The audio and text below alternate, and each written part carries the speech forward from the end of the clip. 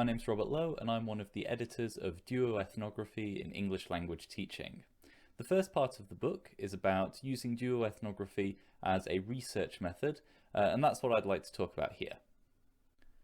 Duoethnography is a form of qualitative research where two researchers who are different in some way compare and contrast their life histories in relation to some topic or some issue. Typically, researchers will engage in multiple recorded discussions together and then analyse that data to find themes or topics on which their experiences either converged or diverged. The findings are then usually presented in the form of semi-fictionalised dialogues. There are a number of reasons for doing duoethnographies. Perhaps most importantly, duoethnography can help bring a level of personal detail to discussions of academic concepts which often seem rather detached from day-to-day life. By doing this, duoethnographers can help to challenge grand narratives by showing how and why things may not play out as expected in the particular lives of the researchers. Secondly, by focusing on difference between the researchers, duoethnography can help highlight the ways that people's identity can affect their experiences and their perceptions. Additionally, through sharing their experiences, duoethnographers can uncover insights which resonate with readers on a personal level.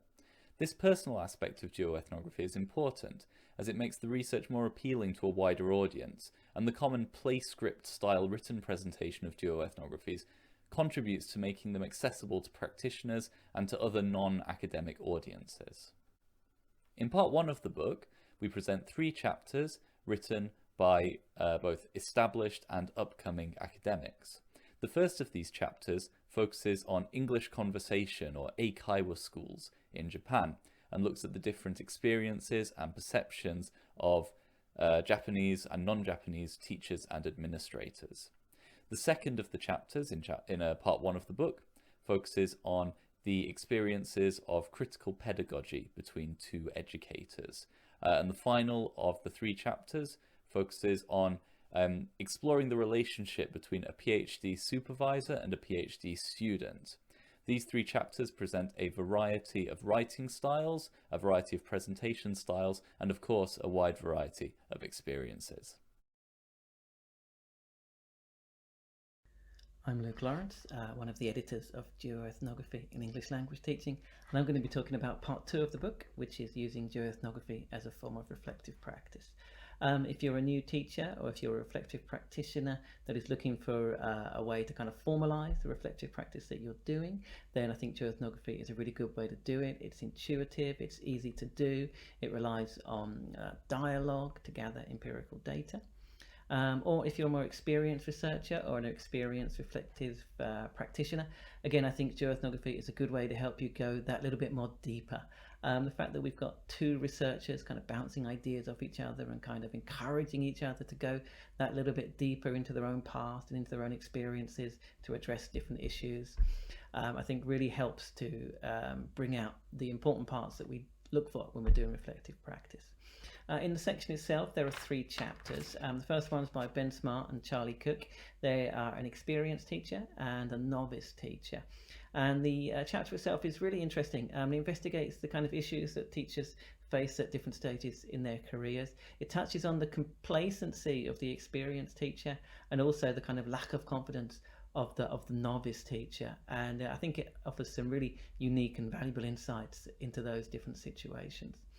The second chapter is by Nick Kasparick and Matthew Turner, and in this chapter they kind of share their shared journey of adapting to special educational needs learning, and they don't pretend to offer all the answers, but if you are in that situation yourself or you think you might be in the future, I think this chapter offers some really interesting and valuable insights into the journey that you might be about to go on.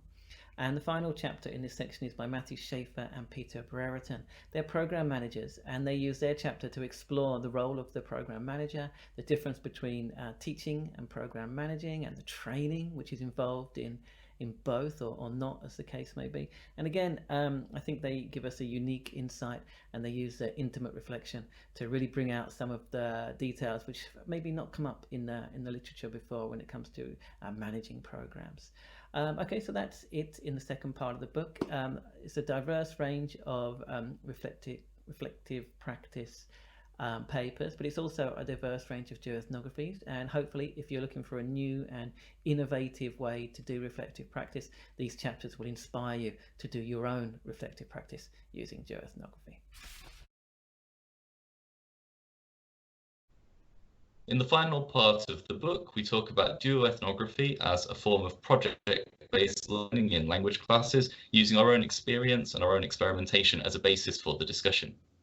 Yeah, so in the first section, we just take you step by step through the processes on how to implement duoethnography project in a language classroom. And at the end of the chapter, we also have a small appendix showing a real example of a student-produced duoethnography. Next, in my chapter, I look at some of the ways students were able to develop their language through engaging in peer interaction during the duoethnography. I look at some examples of student language taken from the lessons, showing how they developed their language skills through interacting with other members of the class as part of their project. Yeah, and in the final section, I talk about the benefits of duoethnography in terms of group dynamics, especially looking at the effects on pair work and also whole group dynamics, and how using duoethnography can be a big encouragement for cohesion and group work in the language classroom.